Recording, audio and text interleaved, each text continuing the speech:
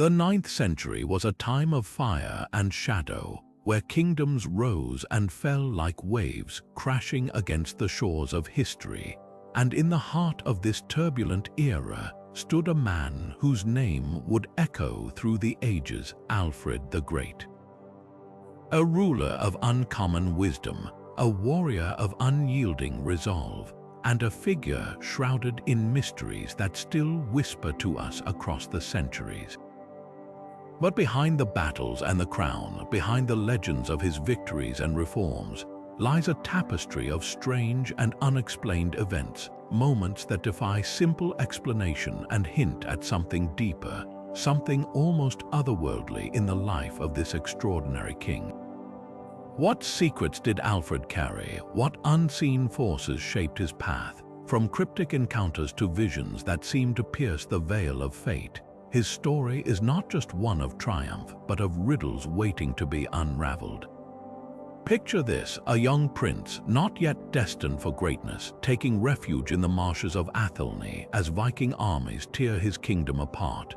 It's here, in the flickering light of a humble shepherd's hut, that Alfred is said to have experienced a moment so strange, so charged with meaning, that it would alter the course of his life and the fate of England itself.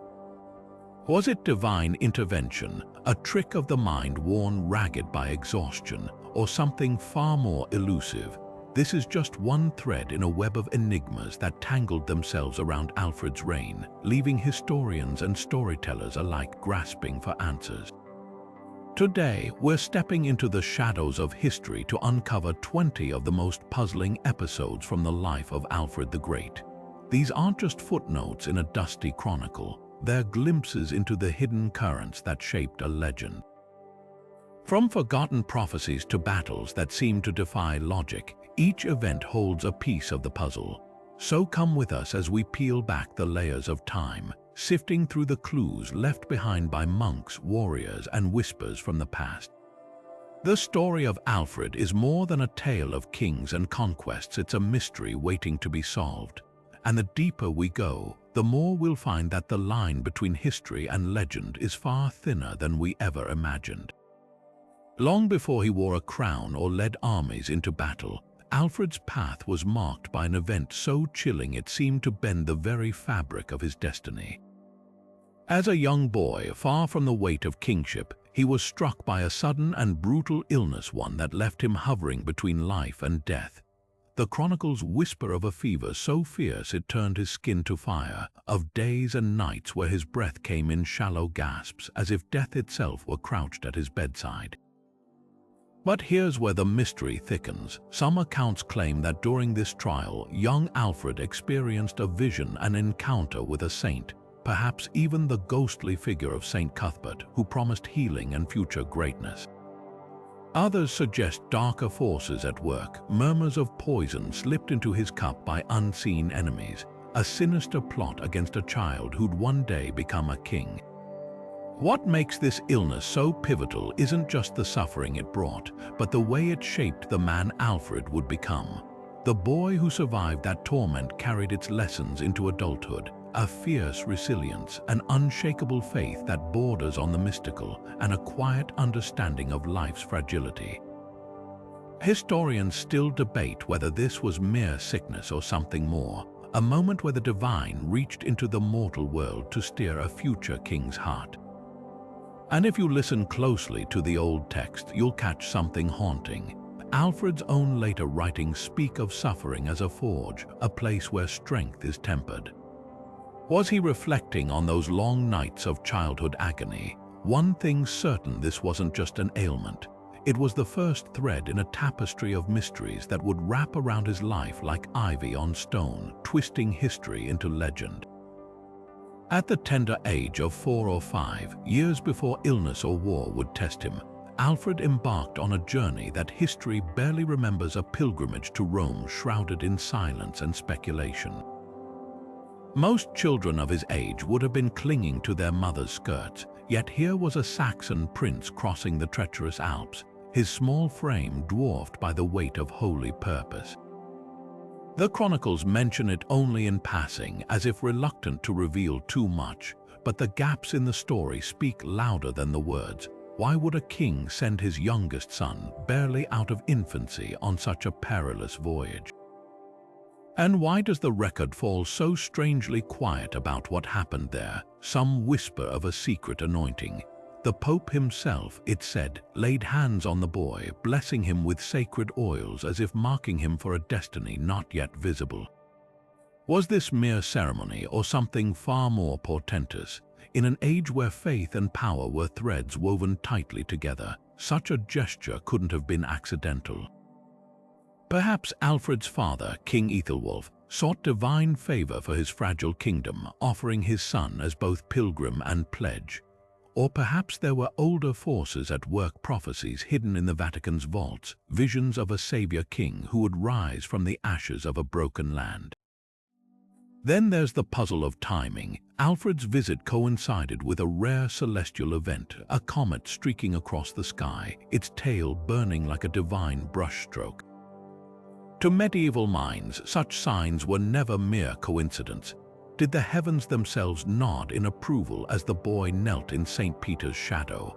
And what of the whispers among later monks that Alfred returned changed, his eyes holding a knowledge beyond his years? The Rome trip vanishes from official records like a candle snuffed by the wind, leaving only echoes, but echoes in the right ears can sound like prophecy. The most tantalizing theory of all suggests this was no ordinary pilgrimage, but a chess move in a game of empires. With Viking raids gnawing at England's borders, Ethelwulf may have been securing an alliance, or even sanctuary, within the church's unshakable walls. Imagine the unspoken message. A Saxon prince anointed by Rome would be no mere warlord, but a king ordained by heaven. It's no wonder later biographers, crafting Alfred's legend, lingered on this moment. A boy touched by papal hands fits neatly into tales of chosen ones and divine right.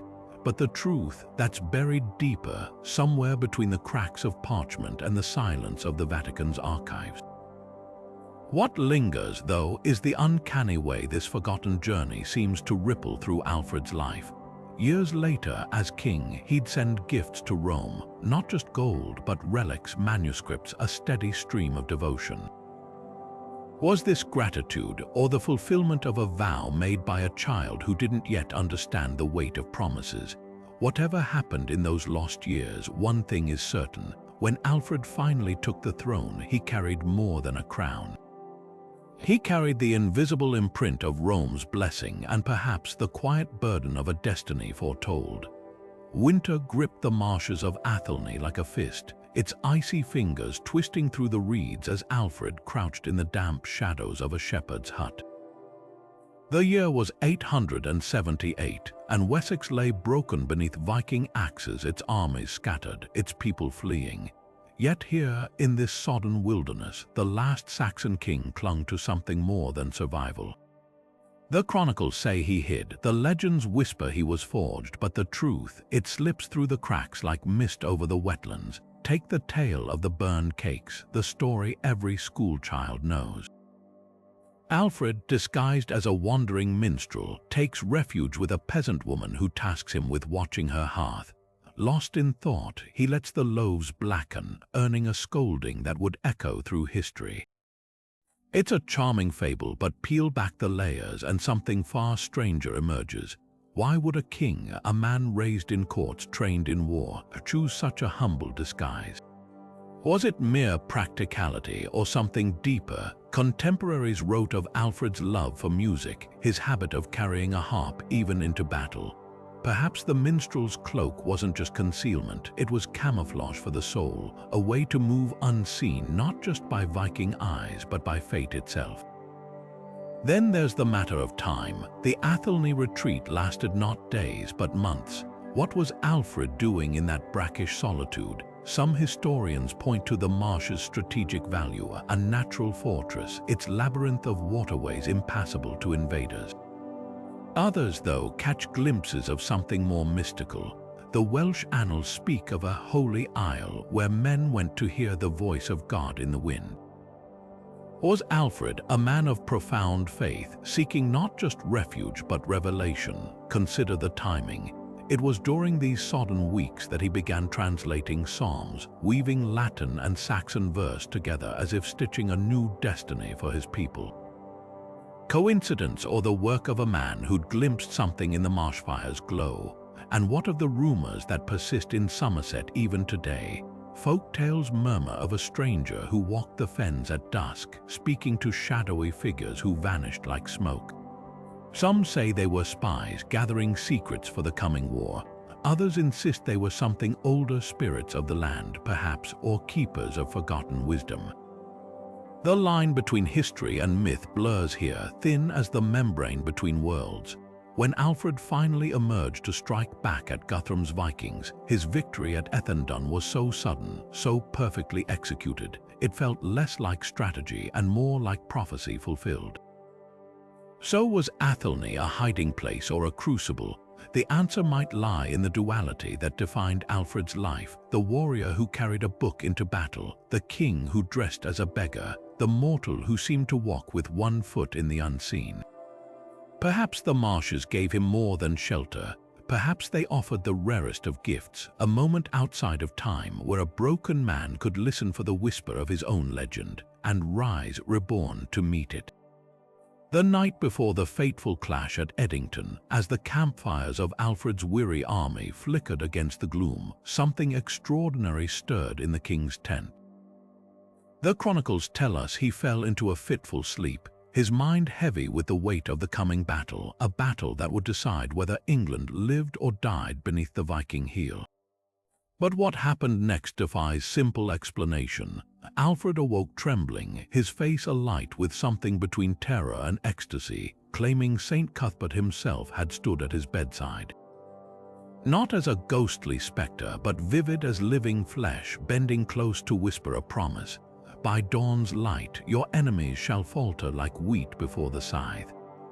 Was this divine intervention or desperate psychology?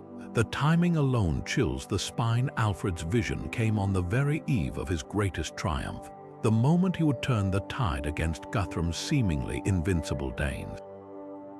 Coincidence seems too flimsy an answer, but consider the deeper currents here. St. Cuthbert wasn't just any holy man, he was the patron of Northumbria, a land already devoured by Viking flames. His appearance to a Wessex king carried layers of meaning, as if the very bones of England's fallen were rising to rally behind Alfred. Some scholars argue this was no accident of faith, but a masterstroke of propaganda, a carefully crafted tale to ignite the hearts of men who'd spent winters fleeing Viking terror. After all, what better morale booster than a saint's blessing on the brink of annihilation? Yet the details give pause. Alfred's own later writings describe the encounter with uncanny specificity. The rough weave of Cuthbert's monk's robe, the scent of incense clinging to his hands, even the way his breath fogged the air despite the tense warmth. These aren't the broad strokes of an invented legend, they're the intimate textures of lived experience. And then there's the battlefield itself. Witnesses spoke of Alfred fighting that day with an almost feverish certainty, as if guided by an unseen hand, his tactics unfolding with precision that baffled Guthrum's seasoned warlords. Perhaps the truth lies somewhere between heaven and earth. Alfred, a man of deep learning and deeper faith, may have truly believed he'd received a vision, his certainty contagious enough to become a self-fulfilling prophecy. Or perhaps in that fragile hour before dawn, a king and a saint did brush fingertips across the veil of worlds. What matters is the outcome. By midday, the Viking line shattered, Guthrum himself kneeling in the mud to accept baptism. Divine or devised, the vision worked, and in the end, history rarely pauses to ask whether miracles are real, only whether they change the world. The rumors began in the ashes, whispers passed from trembling lips as Viking torches lit up the night over Chippenham. It was the winter of 878, and Alfred's world was collapsing. With Guthrum's horde descending like wolves, the king had mere hours to decide what could be saved. Gold, relics, the very symbols of his ancestors' power, all too heavy to carry in flight. But some say he didn't abandon them, some swear he buried them. The legend persists in Wiltshire to this day. a hoard of royal treasures tucked beneath the roots of ancient oaks or sunk into the black mud of the Avon. The Anglo-Saxon chronicle mentions Alfred's desperate retreat from Chippenham but stays suspiciously silent about the fate of Wessex's riches. That silence feeds the mystery. Why would chroniclers, usually meticulous about royal wealth, omit such a crucial detail, unless there was something they didn't dare commit to parchment? Local folklore paints vivid scenes: a moonlit procession of monks and soldiers hauling chests into the woods, the glint of candlelight off gem-encrusted crosses and swords older than memory. One tale even names a specific hill near Christian Malford, where the earth supposedly hums if you press your ear to the ground at midnight. Skeptics dismiss it as fancy, but archaeologists have found oddities in the area.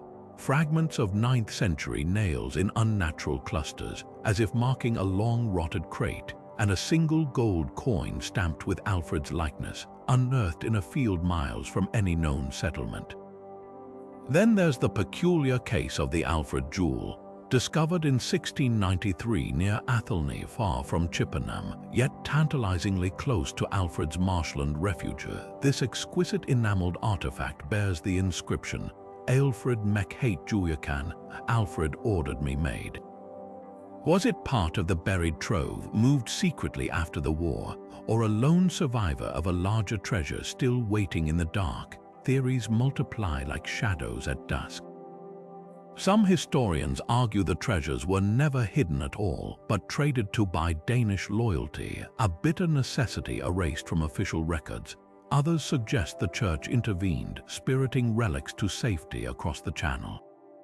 But the most haunting possibility, that the hoard remains exactly where Alfred left it, concealed not by dirt, but by something far more impenetrable: time's indifference to mortal secrets.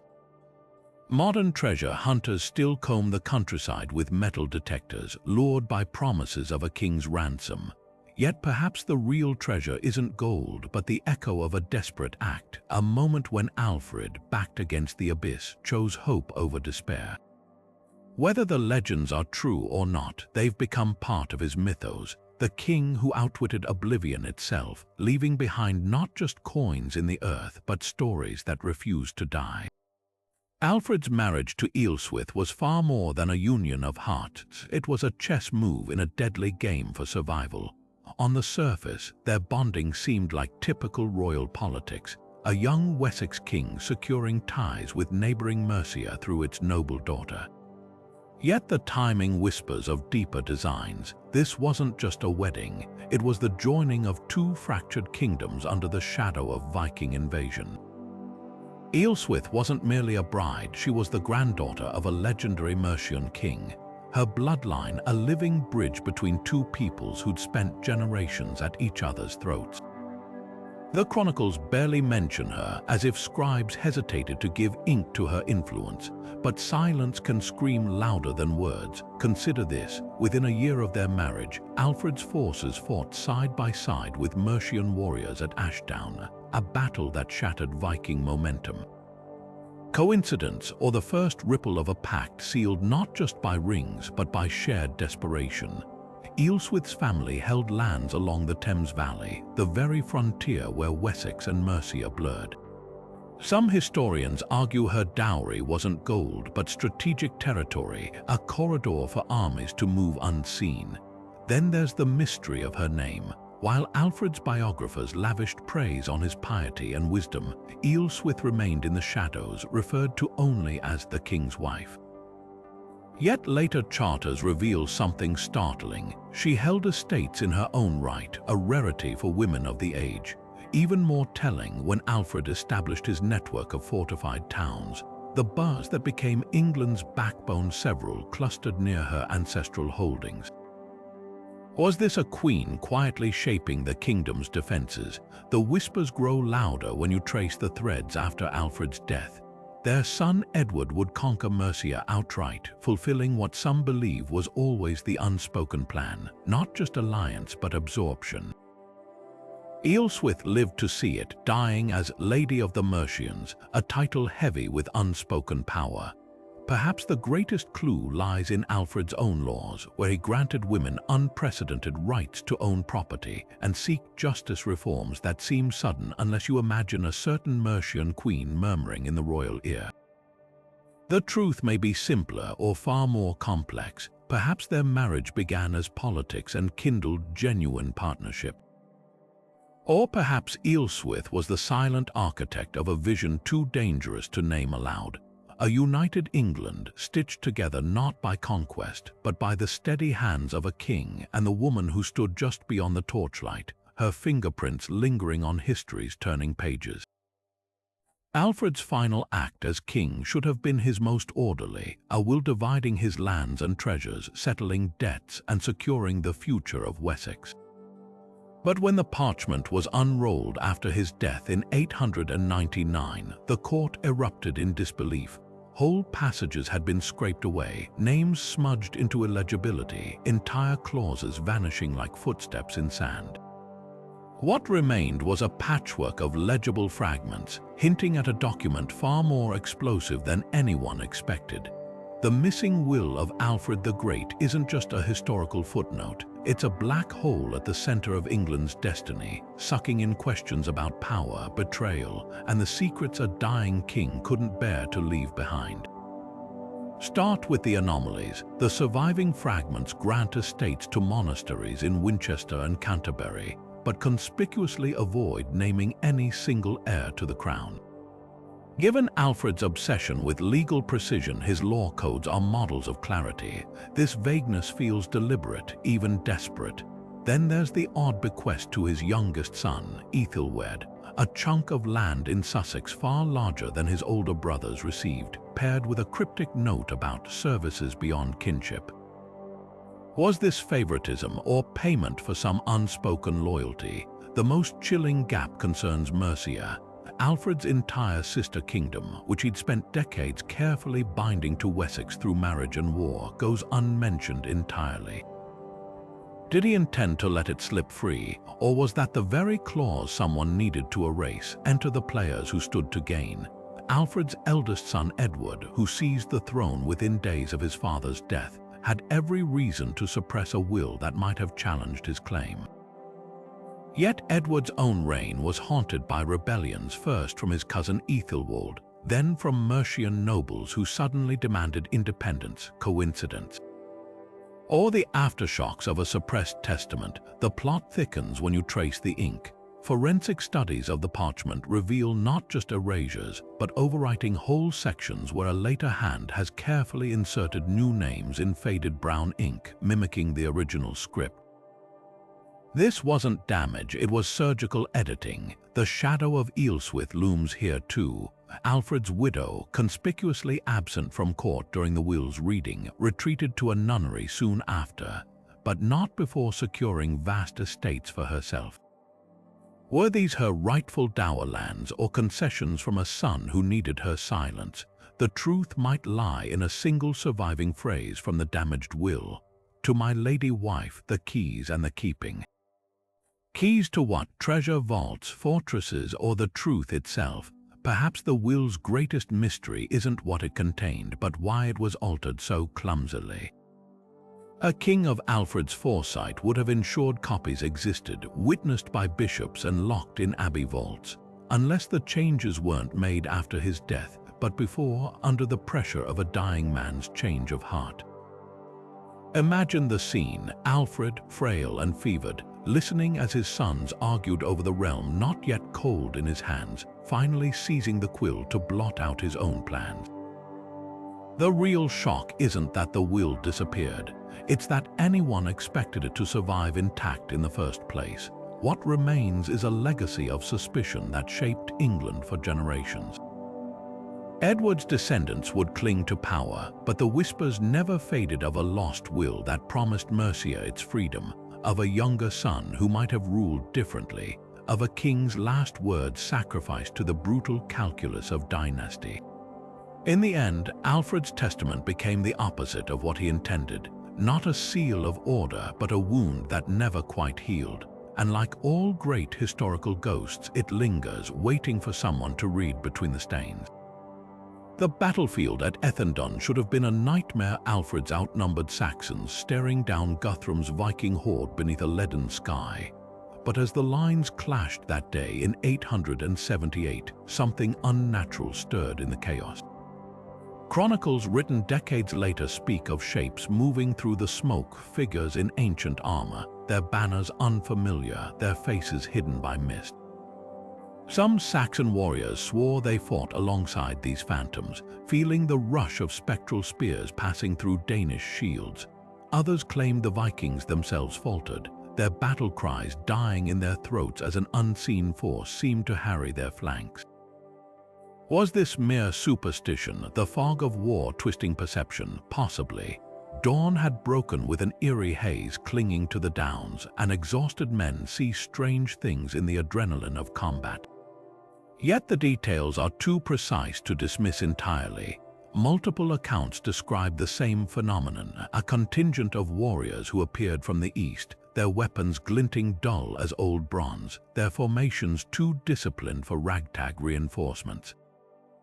Even Guthrum's own scalds, composing verses about the defeat, muttered of the unseen ones who tipped the scales. Modern historians offer rational theories. Some suggest Alfred's secret weapon wasn't ghosts but guerrilla tactics, local shepherds or hunters, intimate with the terrain, striking from hidden folds in the land. Others point to a clever ruse. Alfred may have ordered campfires lit the night before in distant valleys, tricking Guthrum into believing fresh troops approached. And then there's the simplest explanation, morale. After the demoralizing retreat to Athelney, Saxon soldiers needed more than strategy, they needed a miracle. What better than rumors of divine intervention to stiffen their resolve? But the story takes a darker turn when you track its origins. The earliest mention of these spectral allies doesn't come from Alfred's chroniclers, but from Welsh monks writing a century later. Their annals speak of the sleeping host, a legend of King Arthur's warriors rising from their hidden graves to defend Britain in its hour of need. Was Ethandun's ghost army a borrowed myth, grafted onto Alfred's victory to echo older prophecies? Or was there a kernel of truth, a band of forgotten Britons, descendants of Rome's abandoned legions, emerging from the highlands to join the fight? The lingering question isn't whether ghosts fought at Ethandun, but why this particular legend clung to Alfred's greatest triumph. Perhaps it reflects something deeper about his reign, a king who straddled eras, blending pagan England's past with Christian Europe's future. In the end, the battle's strange residue matters less as history than as metaphor. Sometimes victory requires more than steel. Sometimes it needs the weight of the unseen, whether that's faith, myth, or the unquiet dead whispering through the grass. Deep in the peat soils of Somerset, where the mist curls low over ancient fields, a plough struck something unexpected in 1693, not turnips or stones, but gold catching the weak English sunlight. The Alfred Jewel, as it came to be known, is no mere trinket. This teardrop of enamel and crystal, smaller than a child's palm, carries riddles that have puzzled scholars for centuries. At first glance, it seems straightforward. An intricate portrait of a man with wide, staring eyes, framed by vines and beasts straight from Saxon myth. But tilt it just so, and the questions multiply. Why does the figure hold two floral scepters like some pagan god-king? And why does the old English inscription around its edge, Alfred mech hate Juliacan, not say, Alfred made me, but rather, Alfred ordered me made, as if the king stood just beyond the artisan's shoulder? Theories about its purpose split like branches in a storm. Some argue it was an eastel, a pointer for reading sacred texts, its delicate tip once guiding monks' fingers across vellum. Others see a royal seal pressed into wax to authenticate Alfred's laws and decrees. But the jewel's fragility chafes against this idea. No king would use such a masterpiece for daily bureaucracy. Then there's the location, found near Athelney, where Alfred hid during his darkest hours. Was this a votive offering buried in thanks for his eventual victory? Or something far older, repurposed by the king to stitch his reign to ancient powers. The inscription's ambiguity fuels the fire. That word, hate, ordered, suggests urgency, as if the jewel were crafted not for show but for some pressing ritual. Combine this with the figure's uncanny resemblance to depictions of Christ as wisdom, a theme Alfred obsessed over in his translations, and the object transforms. Not just a tool, but a key. Perhaps it crowned a staff used in coronations, linking Alfred's rule to divine wisdom. Or maybe, as whispers in Somerset still insist, it was the centerpiece of a lost crown, hidden when the Vikings came and never reclaimed. Modern technology only deepens the enigma. X-rays reveal layers beneath the enamel, ghostly traces of earlier designs scraped away and reworked. Was the jewel altered mid-creation, its symbolism tweaked to suit some sudden shift in Alfred's fortunes? Even the material tells a story. The rock crystal sealing the portrait isn't local. It came from the Rhine or the Alps, traded at tremendous cost. This wasn't just craftsmanship, it was alchemy, blending Saxon tradition with continental flair to forge an object both of this world and beyond it. Perhaps the most haunting detail is the hollow socket at the base. Whatever once nestled there, a relic, a lock of hair, is long gone, leaving only a mute void. Like so much of Alfred's life, the jewel dangles answers just out of reach, dazzling and elusive. It sits today in Oxford's Ashmolean Museum, gleaming behind glass, still whispering to those who lean close enough. Not just Alfred ordered me made, but something far more intimate, remember me, and we do, not for what it was, but for what it represents. A king who understood that power lies not just in swords, but in symbols that outlast the ages. Alfred's court at Winchester buzzed with accents from across the known world, Frankish monks murmuring over parchment, Welsh scholars debating astronomy, even a rumored Arab mathematician translating star charts in the flickering candlelight. This wasn't just a royal household, it was a beacon of learning in an age of darkness, fueled by the king's obsession with rebuilding England's shattered intellect. Yet for all the chronicles boast of this renaissance, certain names vanish from the records like ink washed from vellum. Take John the Saxon, a scholar Alfred personally recruited from France's finest monastery, whose translations of Boethius' works became foundational to English philosophy. His last known writing is a feverish note about shadows in the scriptorium before he disappears without trace. Or Asser's mysterious colleague, a Breton linguist said to have mastered Greek, who simply stops appearing in court documents after 884. No death notices, no farewells, just silence. Theories about these missing minds range from the tragic to the treasonous. Some historians point to the Great Plague of 887, which gutted Winchester's population. Others whisper of darker currents, a scholar caught passing Alfred's legal drafts to Viking informants, another possibly poisoned over a theological dispute. The most tantalizing clue hides in Asser's own biography of Alfred. Buried between praises of the king's wisdom is a strange passage describing certain foreign masters who grew restless under the yoke of Saxon ways. Were these men lured to England only to chafe at Alfred's rigid reforms? The king demanded his scholars not just teach, but swear oaths to his vision of a Christian England. For free-thinking intellectuals used to the cosmopolitan halls of Cordoba or Constantinople, such demands may have felt like chains. Then there's the peculiar case of the three Irish grammarians. Hired to revive Latin learning, they're lavishly praised in records for their work on Alfred's translation project until suddenly, their names are replaced by English apprentices mid-manuscript. No explanation, just an abrupt shift in handwriting. Irish annals from the same period tell a chilling parallel story. A ship found adrift off Wexford, its cargo hold stacked with books and bodies in scholars' robes. Were these Alfred's missing tutors, victims of Viking raiders, or something closer to home? The truth may lie in the charred edges of a letter discovered in the 19th century, its ink faded but still legible. Beware the king's honeyed words, it warns, for his bees have stingers. Perhaps the greatest mystery isn't why these scholars vanished, but why Alfred himself never mentioned their fates. A king so meticulous about recording his laws and dreams left gaping holes where these minds should have been. Unless their absence wasn't an accident but a lesson. In an age where knowledge was power, some secrets were too dangerous to let walk freely beyond the palace walls. What we're left with is the ghostly imprint of their work, a turned phrase in Alfred's laws that echoes an Arabic legal text, a star chart in a Winchester manuscript marked with constellations only visible from Alexandria. These vanished scholars didn't just teach Alfred, they haunted him, their unfinished work pulsing beneath England's rebirth like a heartbeat under stone. Alfred's law code wasn't just a set of rules, it was a carefully crafted tapestry, threading Saxon customs with biblical wrath and hidden meanings that still baffle historians. At first glance, his legal reform seems straightforward.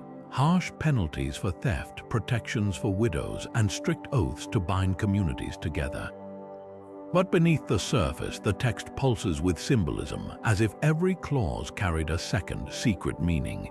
Take the famous opening passage where Alfred spliced together Mosaic law from Exodus with the sermons of St. Augustine.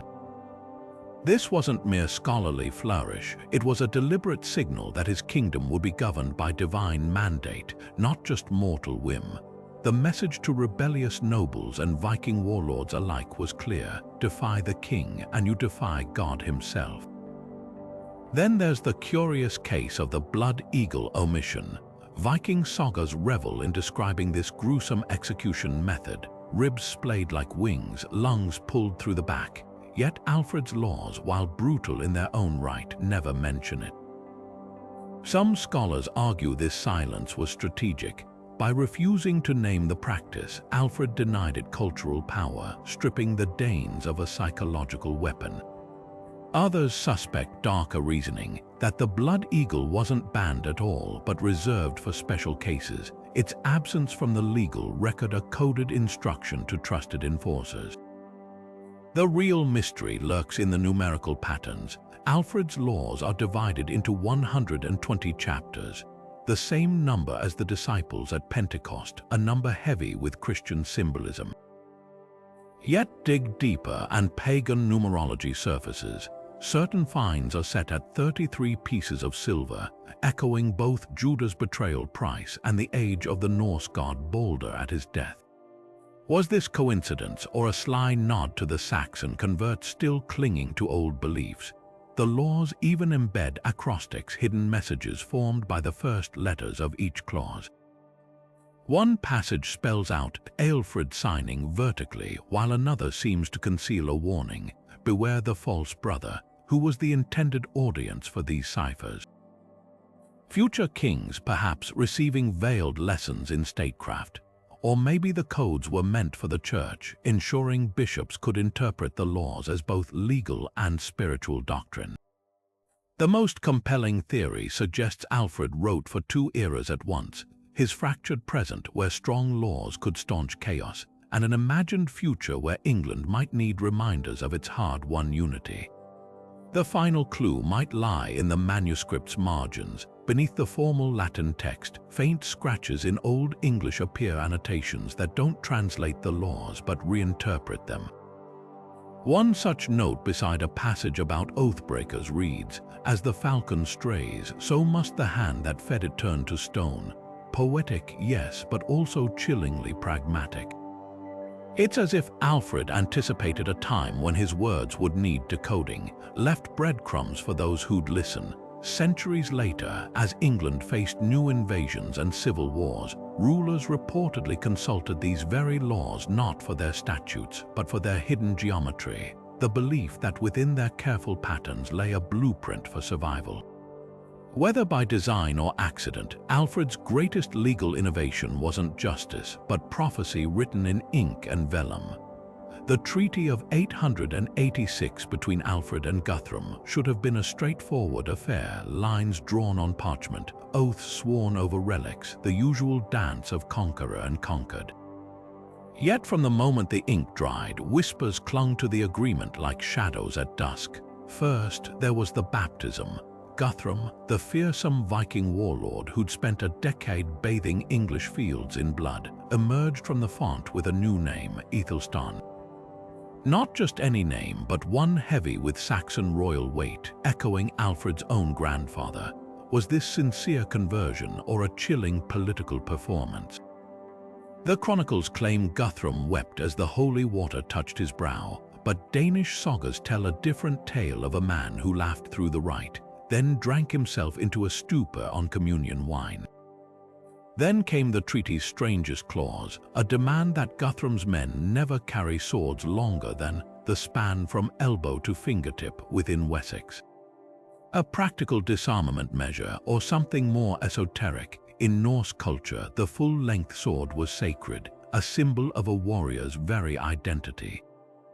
To restrict its size wasn't just policy, it was spiritual castration. Some scholars believe Alfred, ever the scholar king, had studied Viking customs well enough to strike where it hurt most. But the clause takes on an eerie tint when paired with local folklore. Somerset peasants still mutter about a Dane caught with a full-sized blade months later, whose execution was followed by 7 years of failing crops, as if the land itself revolted against the broken oath. The real mystery, though, lies in what wasn't written. No surviving copy mentions hostages, that staple of Dark Age diplomacy. Given Alfred's usual meticulousness, this omission screams of deliberate erasure. Unless there were no hostages because something far darker bound Guthrum to his word, Asser's biography drops a cryptic hint. During negotiations, Alfred gifted Guthrum a silver arm ring wrought with runes. Not Christian crosses, but the very symbols of Odin. Was this a poisoned chalice? The Danes believed cursed objects carried their own weight. A ring that brought doom to its wearer features in their own sagas. Within 5 years of accepting it, Guthrum was dead, his kingdom crumbling. Coincidence, or the quiet vengeance of a king who'd learned to fight myths with myths? Even the treaty's physical fate feels ominous. The original document vanished centuries ago, but 12th century monks claimed it bore stains no scrubbing could lift, rust-colored smudges at each signature. Others said the parchment unnerved dogs who'd whimper when brought near its case. Whether these tales hold truth or not, the pattern is undeniable. Every major signatory met grim ends. Guthrum's successor, Eric of East Anglia, drowned in a freak marsh, missed his body found with the arm ring still clamped to his skeletal wrist. Alfred's own nephew, present as witness, died in a hunting accident so improbable scribes called it God's own arrow. Perhaps the most haunting footnote comes from a marginal note in a Canterbury Psalter, scribbled long after both kings were dust. The peace was kept, but the price dripped slow as ice from a thawing roof. Whatever bound Guthrum to Alfred, it wasn't just ink and vellum. It was the kind of pact that lingers, woven into the land's bones, waiting for the day when men forget that some treaties aren't made, they're conjured. A single sheet of parchment, brittle with age and frayed at the edges, surfaced in a Constantinople archive in 1842, its Greek script faded but unmistakably addressed to Alfred, King of the West Saxons. The contents were mundane, a merchant's receipt for silk and spices, but the date, 889, sent scholars reeling. This was no random trade document. It was proof of a connection between Alfred's England and the distant Byzantine court, a thread stretching across a continent ravaged by Vikings and Saracens. The discovery cracked open a door historians hadn't known existed. Alfred wasn't just rebuilding Wessex, he was reaching across the known world, weaving a web of diplomacy and perhaps something far stranger. Fragmentary letters hint at exchanges more profound than gifts and greetings. A passing mention in a Mercian monk's diary references the king's Greek books, while Asser's biography cryptically notes Alfred receiving certain astronomical tables from men of the East. The most tantalizing clue lies in a damaged marginal note from a Canterbury manuscript where a scribe complains about translating the emperor's cipher, not the emperor's letter but his cipher. Was Alfred exchanging coded messages with Byzantium's legendary ruler, Leo the Wise? Leo was no ordinary monarch, a scholar king like Alfred. He'd penned treatises on everything from military tactics to astral magic, and his court buzzed with Persian alchemists and Jewish cartographers. If any ruler held knowledge that might help Alfred's struggling kingdom, it was Leo. Yet where are Leo's replies? Not a single letter from Constantinople survives in English archives. This absence screams of deliberate erasure. Perhaps the answers lie in the fires that ravaged Winchester during the Norman conquest, where chroniclers say Alfred's personal papers burned for 3 days straight. Or maybe the truth is hidden in plain sight. Certain passages in Alfred's translation of Boethius' Consolation of Philosophy contain metaphors found nowhere in the original Latin, analogies about the music of the spheres that mirror Leo's own esoteric writings. Coincidence, or the ghostly imprint of a correspondence too dangerous to preserve? The plot thickens when you track the timing. Alfred's sudden military innovations, his network of fortified towns, his use of signal beacons coincide eerily with Byzantine manuals on siege defense. Even stranger, the Anglo-Saxon Chronicle records an envoy from the East arriving in 892 bearing mechanical wonders. One was a water clock so precise it could mark the hours of prayer, a device far beyond Saxon craftsmanship. The other remains unnamed, described only as the King's Mirror. Not a looking glass, but something rarer, a speculum perhaps like those used by Arab astronomers to chart the stars. What price did Alfred pay for such gifts, and what secrets did they unlock? The most haunting possibility isn't that these letters were lost, it's that they were found. Centuries after Alfred's death, crusaders storming a Damascus library reported discovering chests of documents marked with Saxon runes. By the time scholars arrived, the chests had vanished, leaving only a scribe's rumor that they held the wisdom of the island king. Perhaps Alfred's greatest diplomatic gamble wasn't failure, but success too explosive to endure. A king who dared to look east when all around him were fighting for survival might have glimpsed futures better left unspoken. The silence isn't absence, it's the echo of questions we're still not ready to ask. The village lay still under a blanket of fog, the kind that clung to the skin like damp wool when the king's party rode through. Alfred, ever restless, had taken to traveling his kingdom in disguise, not as a minstrel this time, but as a simple thane, his cloak threadbare, his boots scuffed with mud. It was in this unassuming guise that he came upon the cottage at the edge of the woods, its roof sagging under the weight of neglect. Inside, a peasant boy burned with fever, his breath rattling like dry reeds. The family, recognizing no royalty in the traveler's face, begged only for ale to ease the child's suffering. What happened next would be etched into chronicles and whispered in church aisles for centuries. Asser's account is the most vivid. Alfred knelt by the pallet, pressing his hands to the boy's brow, and began to pray, not in Latin but in the rough Saxon tongue of the common folk. The air thickened, witnesses claimed, with the scent of crushed thyme and candle wax, though no herbs or candles were lit. Then, as if a veil had been lifted, the boy's eyes fluttered open, his skin cool to the touch. By evening, he was fetching water from the well. His strength returned as suddenly as it had fled. News spread faster than a brush fire. A miracle, the villagers declared. A sign of God's favor upon the king. But miracles in the 9th century were political currency. Alfred's reign was still fragile, his claim to divine legitimacy contested by Viking warlords and rival nobles alike. A carefully staged healing, especially among the poor, whose loyalty could be bought with bread as easily as faith, would solidify his image as a Christ-like ruler. The timing is suspect. The incident occurred just months after Guthrum's baptism, when Alfred needed to prove his God could deliver more than treaties. Even the location raises eyebrows. The village sat along a key road to Winchester, where travelers and traders would carry the tale far and wide. Coincidence?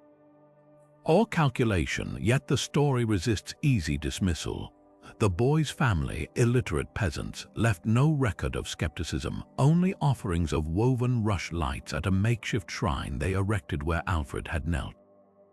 More telling are the whispers from Alfred's own court. Elusive, known for her piety, reportedly kept a lock of the boy's hair wrapped in silk, a private relic hidden even from her husband. And then there's the matter of Alfred's own reaction. When pressed by bishops to declare the healing a miracle, he demurred, insisting only that prayer moves as it will, like wind through barley. A humble deflection, or the caution of a man who'd felt something unnameable pass through his hands that day. The truth may lie in the aftermath.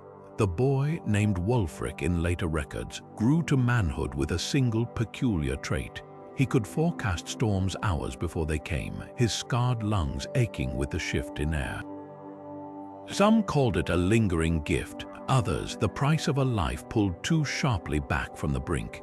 Either way, the story outlived them all, not as propaganda or piety, but as something far more enduring. A mystery wrapped in the quiet awe of those who swear they've glimpsed the divine, even if only for a moment, in the space between a king's hands and a child's fevered skin.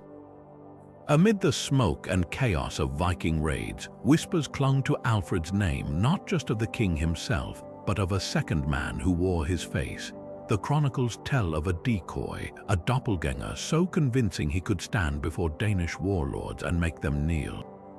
Some accounts claim this was no mere actor, but a distant cousin, his features unnervingly similar to Alfred's, trained to mimic the king's voice and bearing down to the slightest gesture. Others suggest something darker, a prisoner plucked from the dungeons, his likeness reshaped by oath or threat. The most chilling version comes from a fragment of an old Mercian ballad, where the double isn't human at all, but a fey thing conjured from the hollow hills, its loyalty bound by spells scratched into its teeth. The practicality of such a ruse is both absurd and ingenious. In an age before portraits or mirrors, few outside Alfred's inner circle would know his face intimately. A convincing stand-in could buy precious time, drawing Viking scouts away from the real king's movements or sowing confusion in enemy ranks. The Anglo-Saxon Chronicle hints at this strategy obliquely, mentioning a cunning diversion during the siege of Wareham that allowed Alfred's forces to slip through Guthrum's lines. But the deeper question isn't whether it happened, but why the stories persist with such eerie consistency.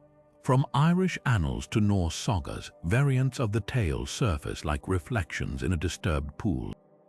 Even Guthrum's own skald sang of battling two shadow kings, one flesh, one smoke.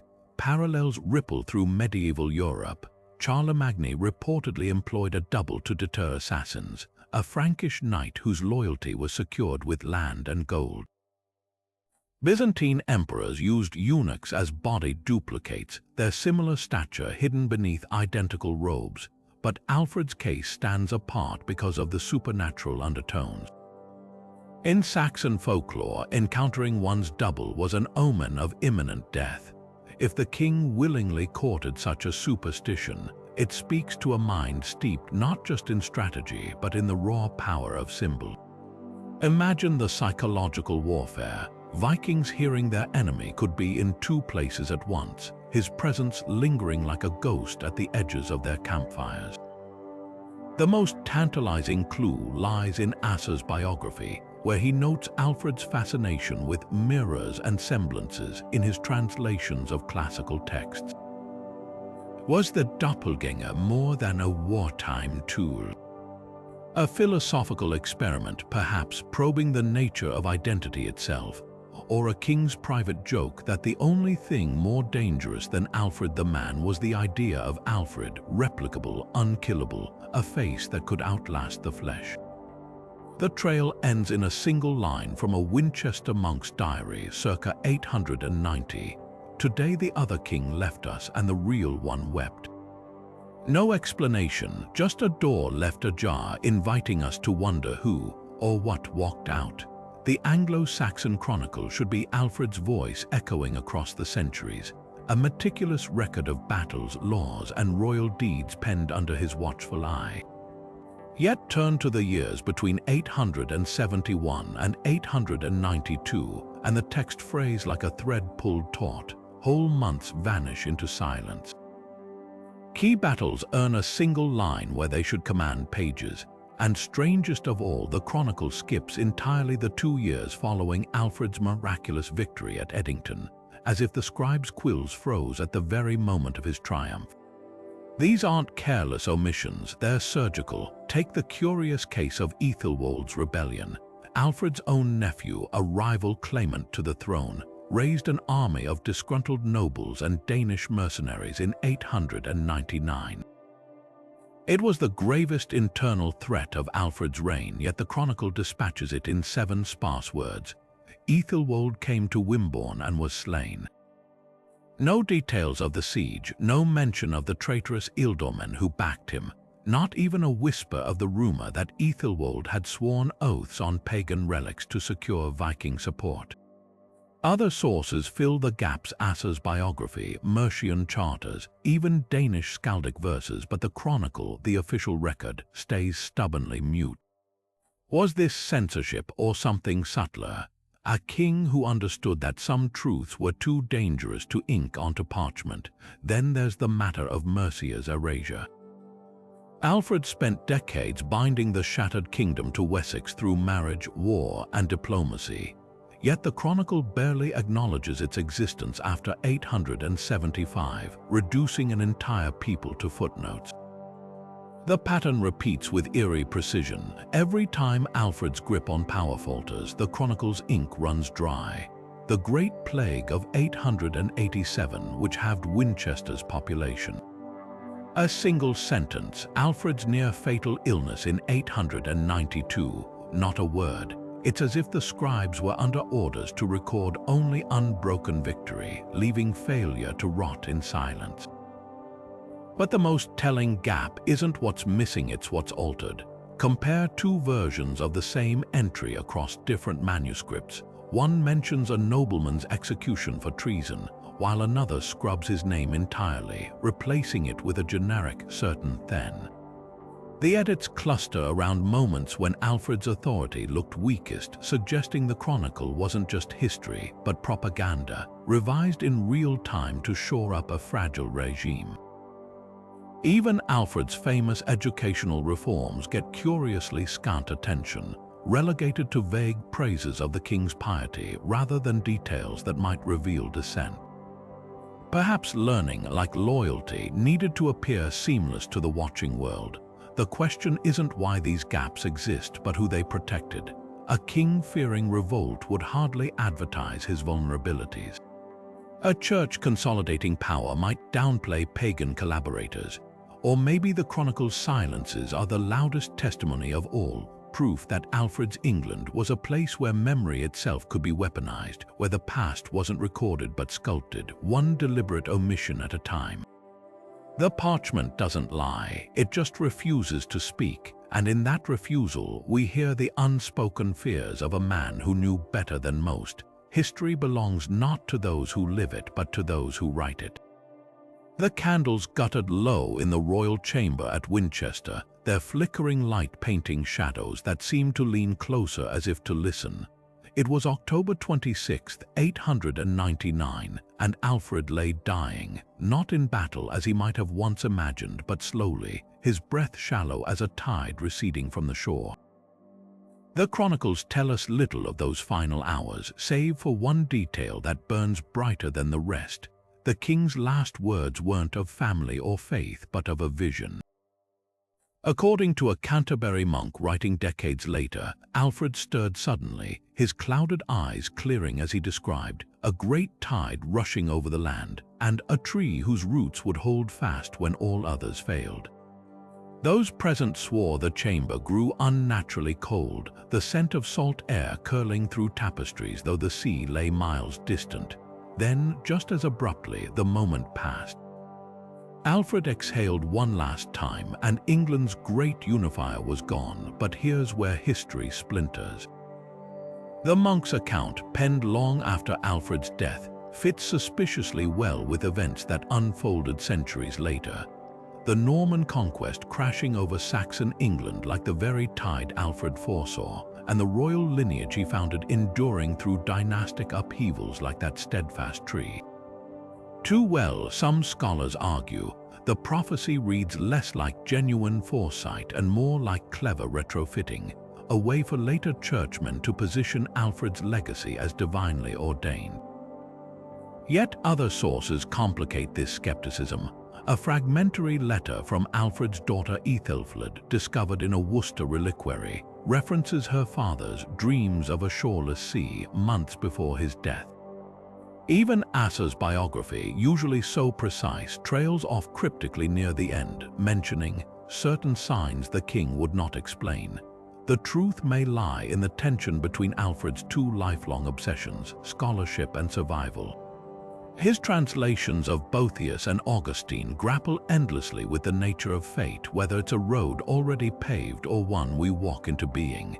Perhaps his final vision wasn't prophecy at all, but a final act of statesmanship. By planting the seed of an inevitable future, he could ensure his successors saw themselves as branches of that unshakable tree, their legitimacy rooted in his words. After all, when William the Conqueror landed in 1066, his scribes were quick to note how the blood of Alfred's line ran through his veins too, grafting Norman rule onto Saxon stock. But there's a darker reading, one that lingers in the margins of forgotten manuscripts. Some versions of the deathbed scene include a chilling addendum, Alfred's whispered warning that the tide would bring both salt and iron. Salt preserves, iron destroys, a perfect metaphor for the duality of conquest. The Normans obliterated Saxon nobility, yet preserved Alfred's legal and educational reforms with almost reverent care. Was this, then, not prophecy but recognition?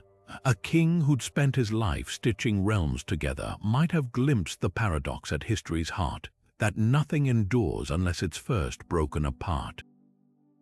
The monks who recorded his vision likely never imagined we'd sift their words for such ambiguities.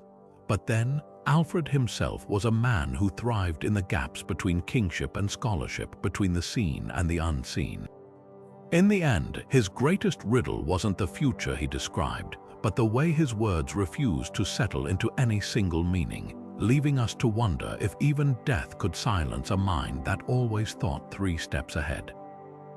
The bones of kings were never meant to rest easy, least of all Alfred's. In the chaos following his death, as Viking raids flared anew, the monks of Winchester faced an unthinkable task, protecting their most sacred royal relics from the very fate Alfred had spent his life fighting. The Anglo-Saxon Chronicle tersely notes that his body was laid to rest with honor in the Old Minster, but within decades, whispers began of a midnight procession, shadows flitting through the cloisters, a heavy casket loaded onto an ox cart bound for some secret refuge. The first recorded translation came in 903, when Alfred's remains were moved to the New Minster, a grander church built by his son Edward. But that was only the beginning. 3 centuries later, when the Normans demolished the New Minster to make way for their own cathedral, chroniclers wrote of workmen uncovering a noble tomb beneath the rubble, its inscriptions weathered but still legible. Here lies Alfred, king and scholar. Yet by the time antiquarians searched for it in the 16th century, the grave had vanished, either destroyed in Henry VIII's dissolution of the monasteries or, as local legends insist, smuggled away by secretive clerics who refused to let a Protestant king claim their Saxon saint. The trail grows stranger still. A diary from 1752 describes laborers repairing Winchester Cathedral's foundations who stumbled upon a lead-lined coffin hidden beneath the choir stalls. Before scholars could examine it, the bishop ordered the cavity sealed, fueling rumors that Alfred's bones still lie entombed in the very walls of the building meant to erase his legacy. Modern technology has only deepened the enigma. Ground-penetrating radar surveys in 2013 revealed several unrecorded crypts beneath the cathedral floor, one containing a sarcophagus of unusually early design. But the Church, citing reverence for the dead, has blocked further investigation. Independent researchers point to a more unsettling possibility, that the tomb was emptied long ago. A 12th century manuscript from Hyde Abbey, where Alfred's remains were supposedly moved in 1111, describes Viking raiders sacking the site in 1066, the same year as Hastings.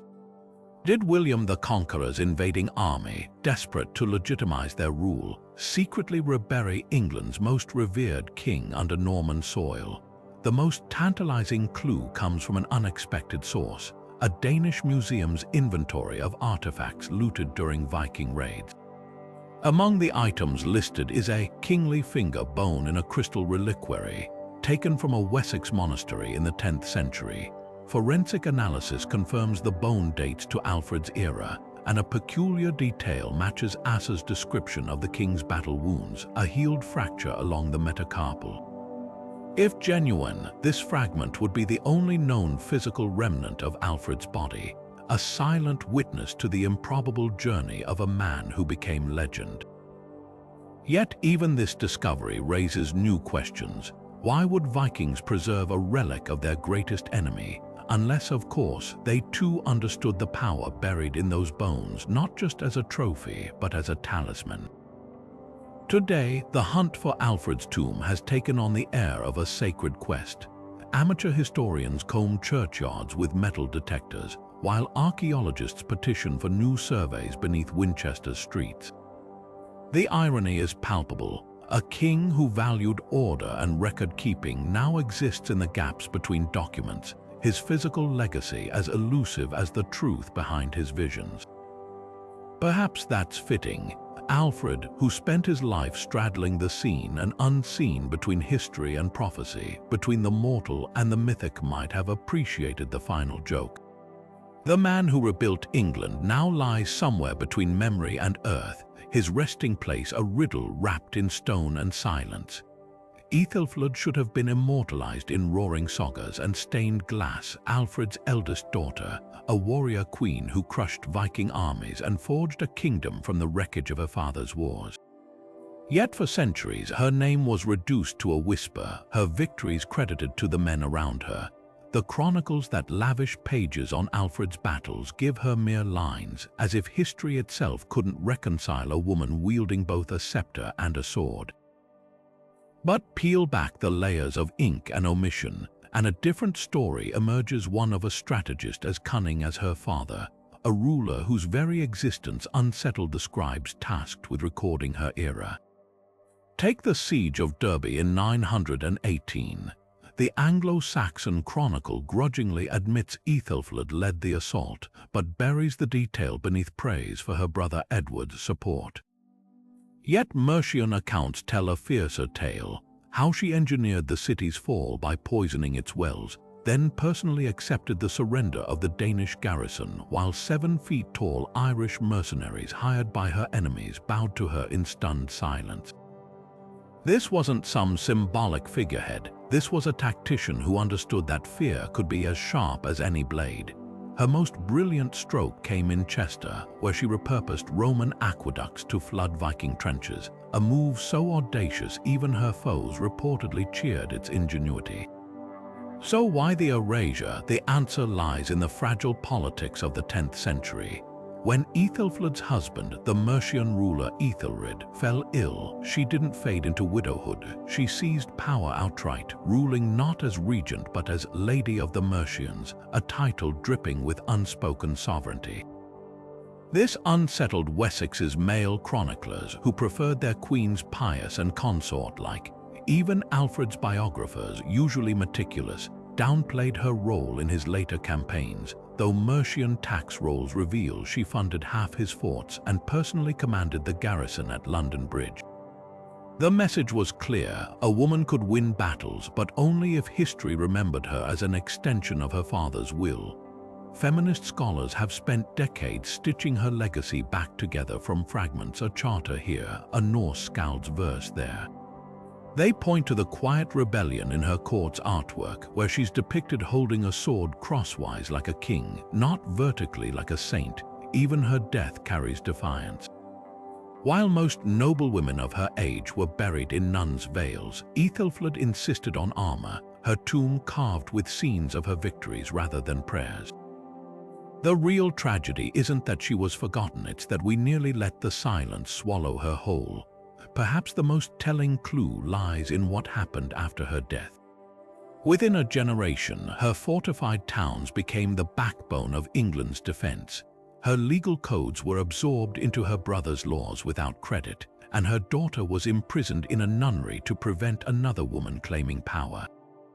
Ethelfled's ghost haunted the corridors of Saxon politics long after her bones turned to dust, a reminder that some legacies are too potent to bury, no matter how hard history tries. In the end, she outmaneuvered her erasure the same way she outmaneuvered Vikings, not with brute force, but by planting seeds that would grow long after the axe strokes of her contemporaries faded into myth. Alfred's court at Winchester buzzed with more than just scholars, it pulsed with whispers. The king's famous translations of Boethius, Augustine, and Gregory weren't merely acts of piety or education, they were keys turning in invisible locks.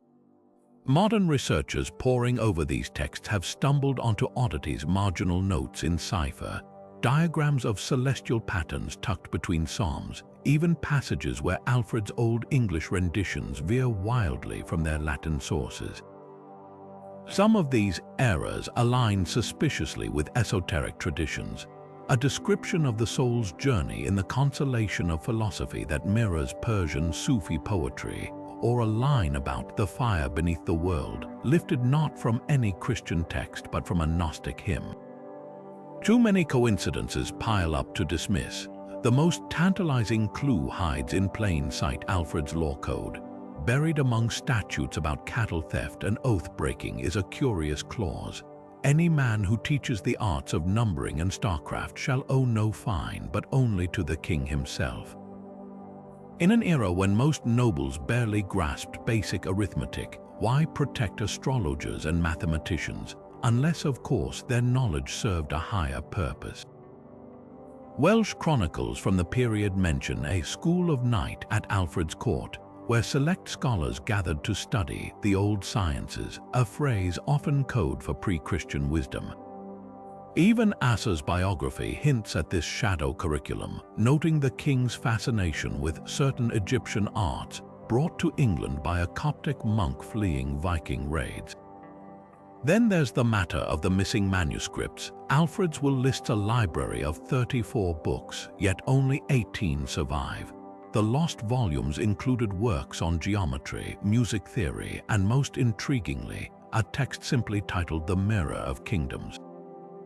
Byzantine records mention a diplomatic gift to Alfred, a treatise on sacred architecture attributed to the legendary architect of Solomon's Temple. Did Alfred's scholars use these forbidden geometries to design his network of fortified towns? The layout of his buzz forms uncanny patterns, hexagrams near Glastonbury, pentacles along the Thames, aligning with medieval magical sigils meant to ward off evil. The conspiracy deepens when you track the players. Of the 23 scholars named in Alfred's inner circle, 9 vanish from records without explanation. One, a Frankish monk named Grimbald, was reportedly found dead with his hands stained blue, a detail that matches accounts of scribes working with ultramarine pigment reserved for sacred texts. Another, the Irish astronomer John Scotus Eriugena, fled court abruptly after completing a star chart for Alfred, later writing to a friend that some lights ought never to be uncovered. Even Alfred's own daughter Ethelfled seemed to inherit this guarded knowledge. Mercia's coinage under her rule bore a tiny constellation, the Pleiades, a cluster associated in Celtic tradition with portals to the otherworld. Skeptics argue these threads are mere fantasy, the wishful thinking of modern occultists projecting onto a pious king. But consider the timing. Alfred's revival peaked just as the Islamic world's House of Wisdom in Baghdad was being ransacked by Mongol hordes, its scholars fleeing west with scrolls of forbidden knowledge. Could some of those texts have wound up in Winchester, smuggled in diplomatic caravans or hidden amid bales of silk? the answer might lie in a single artifact, a silver astrolabe discovered in the Thames, its Arabic inscriptions overwritten with Saxon runes. Dated to Alfred's reign, it bears a telling inscription, "To measure what heaven conceals." Perhaps the greatest evidence isn't in manuscripts or artifacts, but in the eerie consistency of Alfred's enemies. Viking sagas speak of raiders who avoided Wessex not out of fear of its armies, but because its borders were warded with unseen fires. Even Guthrum, after his baptism, reportedly refused to discuss his years fighting Alfred, crossing himself when the king's name was mentioned. If Alfred's Renaissance was merely about rebuilding churches and translating psalms, why did it inspire such superstitious dread? The truth may be stranger than any conspiracy. Alfred, the ultimate pragmatist, likely saw no contradiction between Christian faith and ancient wisdom. In a world where Viking berserkers invoked Odin's magic before battle, a king needed every weapon, even those that didn't shine in daylight. His translations weren't just preserving knowledge, they were encrypting it, ensuring that the dangerous arts of geometry, astronomy, and even early chemistry would survive the coming darkness. Not as heresy, but as hidden threads in the fabric of a kingdom meant to endure. The real secret society wasn't plotting in shadowed chambers. It was working openly in scriptoria and schools, stitching the future into the margins of history itself. So where does this leave us after unraveling 20 of the most enigmatic threads in Alfred's tapestry? Not with answers, but with something far more compelling: the silhouette of a man who walked the knife's edge between history and legend. The Alfred we meet in these mysteries isn't just the king of parchment and law codes, but a figure who seems to flicker like candlelight. Now a shrewd politician calculating treaties, now a dreamer conversing with saints, now a strategist wielding symbols like blades. The brilliance of his legacy lies precisely in this duality. He gave us concrete things we can hold: coins minted with his face, fortresses still marking England's landscape, while simultaneously becoming the kind of ruler who collects rumors like courtiers collect titles. Consider how effortlessly he bridges worlds. The same hands that drafted meticulous legal reforms also reached for relics and star charts. The mind that outmaneuvered Viking warlords found time to debate Arab astronomers. Even his body defied simple categories, haunted by childhood illness yet enduring decades of campaign hardships, buried in consecrated ground yet spawning ghost stories. This wasn't contradiction but alchemy. Alfred understood that to save a kingdom you needed more than swords and walls. You needed stories potent enough to outlast steel. Some of these 20 mysteries will always resist solving. Did saints truly whisper in his ear at Eddington? Probably not, but the fact his soldiers believed they did change the course of battle. Was the jewel found at Athelney part of a greater treasure? Archaeology may never prove it, yet the legend itself became a different kind of wealth passed down through generations. That's the alchemy of history, the way facts, when needed by time and longing, become myths that shape nations. Here's where you come in. Scatter these 20 riddles on the table like runestones. Which ones do you think hide nuggets of truth? Could Alfred's lost will really have reshaped England's destiny if it survived intact? Might his Greek correspondence with Byzantium explain his sudden military innovations? The comment section below isn't just a space for reactions, it's our modern Mead Hall, where theories clash and alliances form over shared curiosity. After all, Alfred's greatest lesson might be this: history isn't a monologue recited by experts, but a conversation that never ends. A king who translated books into the common tongue would surely approve. What lingers after the last parchment fades isn't certainty, but something better: wonder. The boy who survived fever, the ruler who conversed with ghosts and emperors, the mortal who became myth. All these Alfreds coexist, not because we've failed to pin him down, but because he was wise enough never to let himself be fully known. In the end, perhaps the most remarkable thing about these 20 mysteries isn't that they happened to Alfred, it's that he knew exactly how to let them happen. And that, more than any battle or law code, is the mark of a king who understood that the most enduring crowns are forged from equal parts iron and imagination.